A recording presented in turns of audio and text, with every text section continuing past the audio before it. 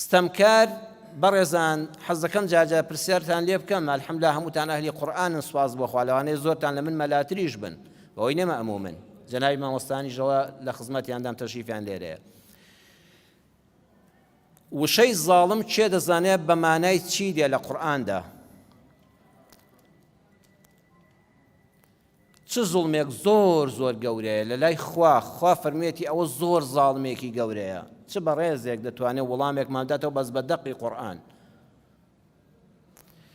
خوای پەروەردگار دەفەرمێ لەسەر زمانی لوقمانی حەکیم لە سوورەتی لوقمان ئاەتی 13 دەفەرمێ ئین الشیرکە لەظولم عەظیم بەڕاستی هاوبەش بۆ خوادانان ستەمێک و زوڵمێکی هەرە گەورەیە نەک هەر زوڵمە زۆر زۆر گەورەیە کەسێک نەعوذ بالله بۆ هەر شتێکی بوارێکی ژیان کەسێک بەرێتە هاوتای خواوە بەڕێزان مشریک ئەوە نییە بڵێ خوا نییە ئەوە ملحیدە مشریک ئەو کەسەیە کە لێی بپرسی من خەلق السەماوات والئەرض چه ئاسمان و ئەم زەویە و مرۆڤایەتی هەموو دروست کردووە بوون و نەبوون دەڵێ ئەڵڵا ئەڵێ بڕوام وایە هەر ئەڵڵا بەڵام بڕوای وایە قەبرێک بەقەدەر خوا بەقەدەر ئەڵڵا دەسەڵاتی هەیە لە بەخشینی منداڵدا ئەوە دەبێتە مشریک جا خوا ئەوەی لە هەموو شتێک پێ ناخۆشترە بۆچی زوڵمە جەنابتان بەعەقڵ بیری لێ بکەنەوە جەنابت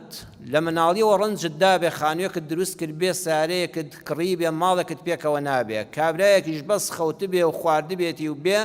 بڵێ وەڵڵا من ڕێک نیوەی ئەم خان و ماڵە هی منە قبوڵی دەکەی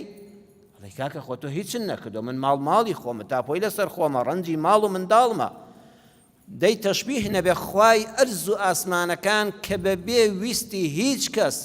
کە پێویستی بە کەس نییە هەمووی بۆ خۆی دروست کردووە هەمووی بۆ خۆی ڕزقی دەدا هەمووی شیفاکە بەدەستی خۆیەتی بۆ خۆی ژیان دەبەخشێ بۆ خۆی ڕوح وەردەگرێتەوە بە فەرمانی ئەو نەبێ کەس ڕوحی دەرناچێ ئەی باشە قبوڵ دەکرێت کەسێک کە هیچ نییە خۆی مەخلووقە بڵێ من هاوبەشی خوام یان وەک مشریکینی قەدیم بتێک بێنی بەردێک بۆ خۆ دروستی کە وەڵێ بەقەدەر خوا دەسەڵاتی هەیە ئەوە فڵان شتە با ئەمە خوای بارانە ئەوە خوای هەورە ئەوە خوای گەرمیە ئەوە خوای جەنگە ئاخر هەزاران خوایان هەبووە معقولە چ زاڵمێک لەوە زاڵمترە مشکێک بێنی جلدێک بێنی بیپەرستی وەکو خوا بیپەرستی بڵێ بەقەدەر خوا دەسەڵاتی هەیە کەسێک خۆر بپەرستێت جاوانە هەموو لە جیهانی ئەمڕۆدا هەن بەڕێزان ئەوە گەورەترین زاڵمە خوا دەفەرمێ سیرکەن سەرنجامی ئەو ستەمکارانە چیان لێدێ ئەو مشریکانە چۆن ئەبوو جەهل و ئەبوو لەهەبەکان و هەتا قیامەت دەمێنێت چۆن بەدبەخت بوون